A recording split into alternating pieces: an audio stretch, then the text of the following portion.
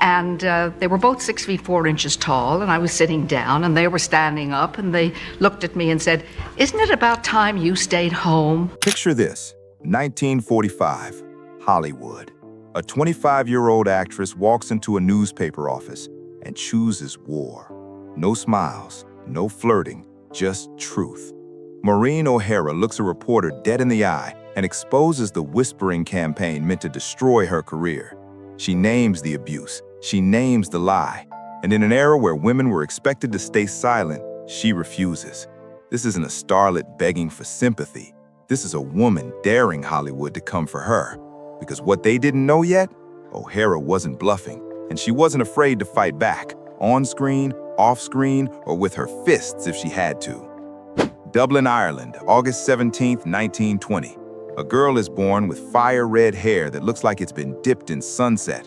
Her name is Maureen Fitzsimmons, and from the moment she can walk, she's climbing trees, playing football with boys, and learning judo. Her family doesn't tell her to act like a lady. They tell her to chase what sets her soul on fire. That fire carried her straight to the Abbey Theatre, Ireland's national stage, where she trained like a soldier heading into battle. Voice, drama, elocution, movement, day after day, relentless. Maureen O'Hara wasn't just gifted, she was obsessed. When Charles Laughton, one of the greatest actors in England, saw her perform, he didn't just sign her, he delivered a prophecy. She has the courage of a lioness. By 1939, at just 19, she stepped onto an Alfred Hitchcock set for Jamaica Inn. A star was forming, but off camera, the real fight had already begun. Her next director, John Farrow, stalked her, harassed her, and tried to break her when she refused him. In 1940, most actresses would stay silent. O'Hara didn't. She punched him in the jaw. The abuse stopped. Hollywood took notes. And it didn't end there. While other actresses hid behind stunt doubles, O'Hara trained with sword masters for 6 weeks until crew members whispered something unthinkable. She fenced better than Errol Flynn. She did her own stunts, took the falls, ate the bruises. This wasn't bravado for the camera. This was who she was. Then Technicolor hit. Those blazing green eyes didn't just shine, they commanded.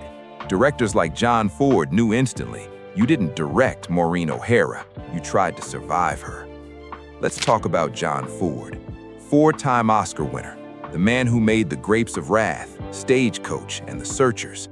A genius who reshaped American cinema. But genius doesn't mean good. And what O'Hara would later reveal about their working relationship would shatter the myth of the tortured artist and expose something much darker. Their collaboration created undeniable magic. The Quiet Man, 1952, is still hailed as one of the greatest screen romances ever, fueled by the electric chemistry between Maureen O'Hara and John Wayne. But behind the camera, that magic curdled into something darker.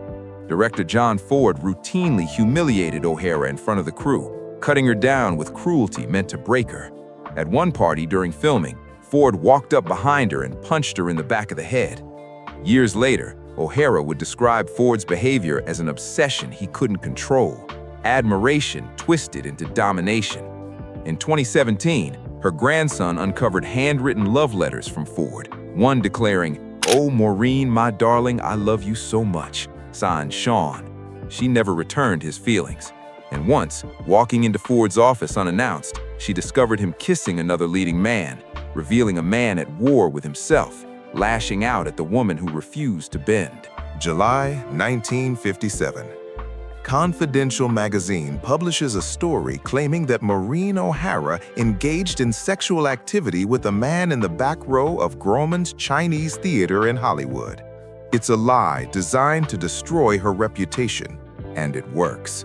The whispers spread. Her career hangs by a thread. Most celebrities fled California to avoid testifying in the criminal trial against Confidential. They didn't want to be associated with the scandal. Maureen O'Hara flew back from Europe to testify. She walked into that courtroom armed with nothing but the truth and her passport. She proved with passport stamps that she was in Spain filming the day the magazine claimed she was in that theater. The magazine couldn't defend itself. The trial destroyed Confidential's credibility forever.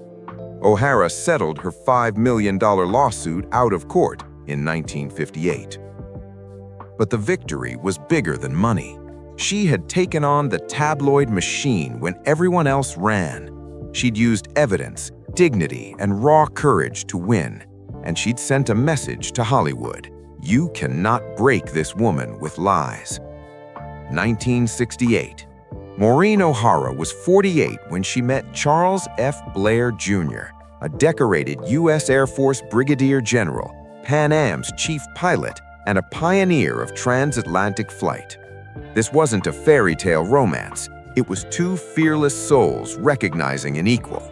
Blair conquered the skies. O'Hara had conquered Hollywood's cruelty with dignity and steel.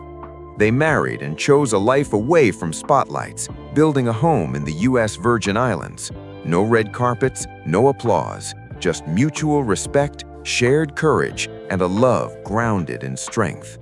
For the first time, O'Hara wasn't fighting the world alone, and she never had to again.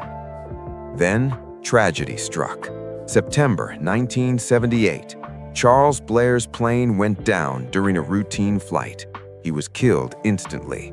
O'Hara was shattered. But here's where the story takes a turn that most people don't know.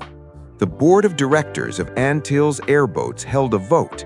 They elected Maureen O'Hara as president and CEO, making her the first woman to lead a scheduled U.S. airline.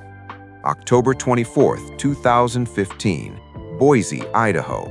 Maureen O'Hara passed away peacefully at 95, laid to rest at Arlington National Cemetery beside Charles Blair, the man who matched her fire to the end. But her story didn't stop there. In 2014, the Academy awarded her an honorary Oscar. When she took the stage, the room fell silent. Everyone understood they were witnessing a woman who stood alone when others bowed. She spoke out in 1945, 72 years before #MeToo. She fought back, testified in court, and ran an airline in a man's world. She didn't wait for history to catch up. She forced it. Films like The Quiet Man, How Green Was My Valley, Miracle on 34th Street, and Rio Grande live on. But Maureen O'Hara's true legacy goes deeper. It lives in every woman who refuses silence, every voice that stands up when the price is everything. Real power doesn't ask permission, it stands its ground. O'Hara didn't wait for change, she forced it. If this story hit you, tell us which moment stayed with you. Like, share, and subscribe for more untold stories of fearless rule breakers. Thanks for watching.